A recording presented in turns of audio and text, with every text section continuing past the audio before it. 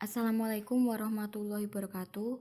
Perkenalkan, kami dari kelompok 7 yang beranggotakan yang pertama Tabriza Nadia Lila Awalin NIM 1861286, yang kedua Tita Ayu Kusumaning Tias NIM 1861270, dan yang ketiga Safira Rosa Kristanti NIM 1861271.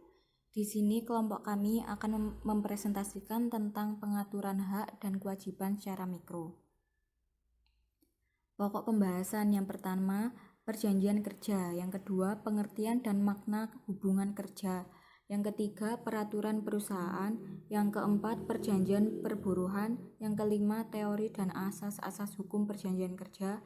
Yang terakhir, analisis pelaksanaan perjanjian pemborongan pekerjaan serta perjanjian penggunaan pekerja dan perusahaan penyedia jasa kerja. Perjanjian kerja. Pengertian perjanjian kerja. Pasal 1601A KUH Perdata memberikan pengertian perjanjian kerja adalah suatu perjanjian di mana pihak ke-1 atau si buruh mengikatkan dirinya untuk di bawah perintah pihak yang lain, si majikan, untuk suatu waktu tertentu melakukan pekerjaan dengan menerima upah. Undang-Undang Republik Indonesia Nomor 13 Tahun 2003 tentang Ketenagakerjaan pada pasal 1 angka 14 memberikan pengertian bahwa perjanjian kerja adalah suatu perjanjian antara pekerja atau buruh dan pengusaha atau pemberi kerja yang memuat syarat-syarat kerja, hak dan kewajiban kedua belah pihak. Syarat-syarat perjanjian kerja. Syarat perjanjian kerja menurut pasal 52 ayat 1, yang pertama, kesepakatan kedua belah pihak. Yang kedua, kemampuan atau kecakapan melakukan perbuatan hukum. Yang ketiga, adanya pekerjaan yang diperjanjikan.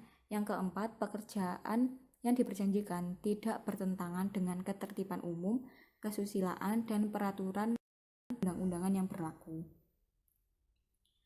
Isi perjanjian kerja. Isi perjanjian kerja harus sesuai dengan ketentuan dalam pasal 54 ayat 1 Undang-Undang Republik Indonesia Nomor 13 Tahun 2003 tentang Ketenagakerjaan, antara lain yang pertama, nama, alamat perusahaan, umur, dan jenis usaha. Yang kedua, nama, jenis kelamin, umur, dan alamat pekerja atau buruh. Yang ketiga, jabatan atau jenis pekerjaan. Yang keempat, tempat pekerjaan. Yang kelima, besarnya upah dan cara pembayarannya. Yang keenam, syarat-syarat kerja yang memuat hak dan kewajiban pengusaha atau pekerja atau buruh. Yang ketujuh, mulai jangka waktu berlakunya perjanjian kerja. Yang kedelapan, tempat dan tanggal perjanjian kerja dibuat. Dan yang kesembilan, tanda tangan para pihak dalam perjanjian kerja. Jenis perjanjian kerja dibagi menjadi dua. Yang pertama, perjanjian kerja waktu tertentu atau PKWT. Perjanjian kerja waktu tertentu merupakan perjanjian kerja yang didasarkan atas jangka waktu atau selesainya sesuatu pekerjaan. Yang kedua, perjanjian kerja waktu tidak tertentu, PKWTT. Perjanjian kerja waktu tidak tertentu merupakan perjanjian kerja antara pekerja atau buruh dengan pengusaha untuk mengadakan hubungan kerja yang sifatnya tetap. Berakhirnya perjanjian kerja. Perjanjian kerja berakhir apabila yang pertama, pekerja meninggal dunia. Perjanjian kerja akan berakhir jika pekerja meninggal dunia. Namun, perjanjian kerja tidak berakhir jika pengusaha meninggal dunia. Yang kedua, berakhirnya jangka waktu perjanjian kerja. Dan yang ketiga, adanya putusan pengadilan dan atau putusan atau penetapan lembaga penyelesaian perselisihan hubungan industrial yang telah mempunyai kekuatan hukum tetap. Yang keempat, adanya keadaan atau kejadian tertentu yang dicantumkan dalam perjanjian kerja, peraturan perusahaan, atau perjanjian kerja bersama yang dapat menyebabkan berakhirnya hubungan kerja. Perjanjian perburuhan. Perjanjian perburuhan dibuat oleh satu atau beberapa serikat buruh dengan seorang atau beberapa majikan yang memuat syarat-syarat perburuhan yang harus diperhatikan dalam perjanjian kerja. Hubungan antara perjanjian kerja dengan perjanjian perburuhan yaitu bahwa perjanjian perburuhan memberi petunjuk kepada buruh dan majikan dalam membuat perjanjian kerja, syarat-syarat yang harus dipenuhi dan apa yang harus dimasukkan dalam perjanjian kerja yang ia buat. Perbedaannya adalah bahwa perjanjian kerja diadakan oleh buruh dengan majikan, sedangkan perjanjian perburuhan diadakan antara serikat buruh dengan majikan. Syarat mutlak yang harus dipenuhi dalam membuat perjanjian adalah bahwa serikat buruh harus didaftar di Kementerian Tenaga Kerja dan perkumpulan majikan adalah perkumpulan yang berbeda hukum. Peraturan perusahaan. Peraturan perusahaan merupakan peraturan secara tertulis yang dibuat oleh perusahaan di mana di dalamnya memuat berbagai persyaratan kerja dan tata tertib perusahaan dengan mempertimbangkan kondisi wakil pekerja di perusahaan yang bersangkutan. Penetapan atau pemberlakuan peraturan perusahaan diatur dalam Undang-Undang Nomor 13 Tahun 2003 Pasal 108. Pasal ini menyatakan bahwa peraturan perusahaan wajib dibuat oleh pengusaha yang mempekerjakan pekerja sekurang-kurangnya 10 orang, kecuali perusahaan tersebut telah mempunyai perjanjian kerja bersama. Peraturan perusahaan memiliki masa berlaku 2 tahun dan setiap 2 tahun harus diajukan persetujuannya kepada Departemen Tenaga Kerja. Ketentuan dalam membuat peraturan perusahaan harus beriringan dengan peraturan yang ada di dalam undang-undang dan ideologi Pancasila. Dengan kata lain, peraturan perusahaan tidak boleh bertentangan dengan UUD dan Pancasila. Di dalam peraturan perusahaan harus mengatur tentang 1. Hak dan kewajiban pekerja atau buruh, 2. Syarat kerja, 3. Tata tertib perusahaan, dan yang terakhir jangka waktu berlakunya peraturan perusahaan. Tujuan dan manfaat pembuatan peraturan perusahaan, yaitu yang pertama, dengan adanya peraturan perusahaan dapat diketahui hak dan kewajiban dari pekerja dan pengusaha itu sendiri. Yang kedua, dengan adanya peraturan perusahaan dapat mendorong terbentuknya kesepakatan kerja bersama. Yang ketiga, dengan adanya peraturan perusahaan, maka dapat menjamin adanya kepastian hukum antara pengusaha dan pekerja. Yang keempat, dengan adanya peraturan perusahaan dapat menjamin kinerja dari pekerja dalam perusahaan. Teori dan asas-asas hukum perjanjian kerja. Perjanjian adalah suatu peristiwa di mana seseorang berjanji kepada orang lain atau di mana dua orang itu saling berjanji untuk melaksanakan sesuatu hal di mana sebagai akibatnya menimbulkan perikatan bagi keduanya untuk pemenuhan suatu prestasi sebagai objek dari perjanjiannya itu. Maryam Darus mengemukakan bahwa sistem hukum merupakan kumpulan asas-asas hukum yang terpadu. Pandangan ini menunjukkan bahwa secara substantif asas hukum perjanjian adalah suatu pikiran mendasar tentang kebenaran untuk menopang norma hukum dan menjadi elemen yuridis dari suatu sistem hukum perjanjian.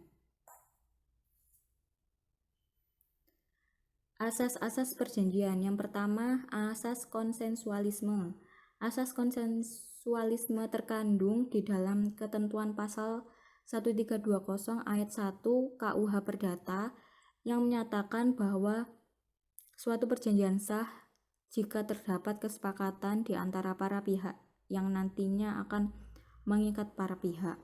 Berdasarkan asas konsensualisme itu dianut paham bahwa sumber kewajiban kontraktual adalah bertemunya kehendak atau konsensus para pihak yang membuat kontrak. Yang kedua, asas kekuatan mengikatnya kontrak.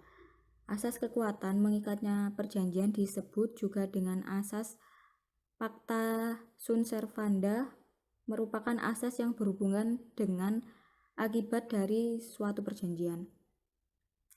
Asas ini termasuk dalam ketentuan pasal 1338 ayat 1 KUH Perdata yang menyatakan bahwa semua perjanjian yang dibuat secara sah berlaku sebagai undang-undang bagi mereka yang membuatnya.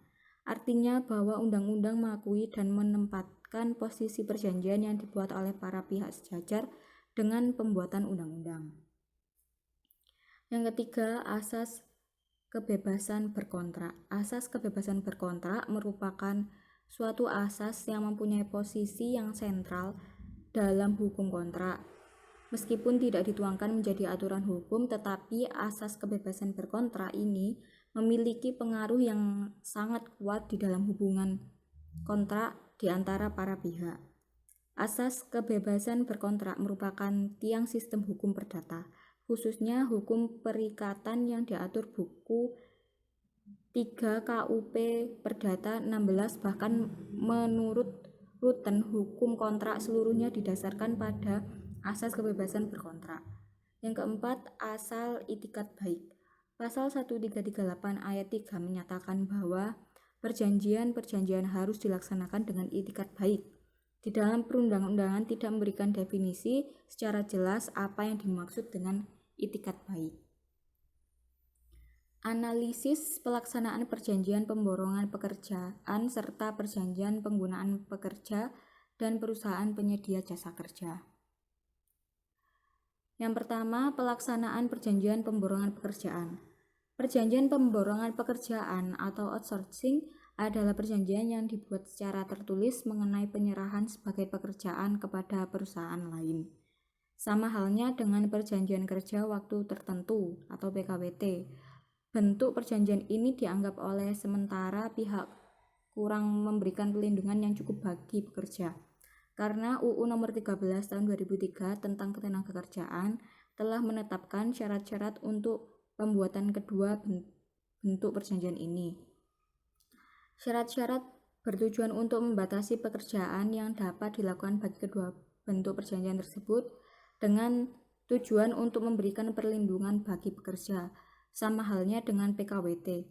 Batasan-batasan yang diatur sangat tidak jelas dan dapat menimbulkan permasalahan lapangan. Syarat-syarat perjanjian pemborongan pekerjaan. Syarat-syarat perjanjian pemborongan kerja menurut pasal 65 UU nomor 13 tahun 2003 antara lain: yang pertama, dilakukan secara terpisah dari kegiatan utama. Pengertian terpisah di sini dapat diartikan bahwa pekerjaan dapat dilaksanakan di luar perusahaan pemberi pekerjaan itu sendiri. Tetapi pekerjaan tersebut dilakukan terpisah dari kegiatan utama perusahaan pemberi pekerjaan. Kedua, dilakukan dengan perintah langsung atau tidak langsung dari pemberi pekerjaan, merupakan kegiatan penunjang perusahaan pemberi kerja secara keseluruhan. Ketentuan ini di lapangan sangat sulit menentukannya, karena pengertian kegiatan penunjang tidak dijelaskan kriterianya dalam UU nomor 13 tahun 2003. Misalkan dalam perusahaan garmen dan tekstil atau sepatu dan lain-lain. Kegiatan penunjang yang dapat secara jelas dikualifikasinya misalnya kegiatan pengamanan atau satpam, poliklinik bagi pekerja, pengangkutan atau pengangkutan barang, kebersihan, kantin untuk karyawan. Tetapi bagaimana dengan kegiatan pekerjaan yang lainnya? Yang ketiga, tidak menghambat proses produksi secara langsung. Ketentuan ini pun tidak jelas karena tidak menghambat proses produksi secara langsung, sangat interpretatif. Yang kedua, perusahaan penyedia jasa pekerja. Secara umum di Indonesia ini terdapat 5 badan hukum, yaitu yang pertama, Badan Hukum Publik, yaitu instansi pemerintahan.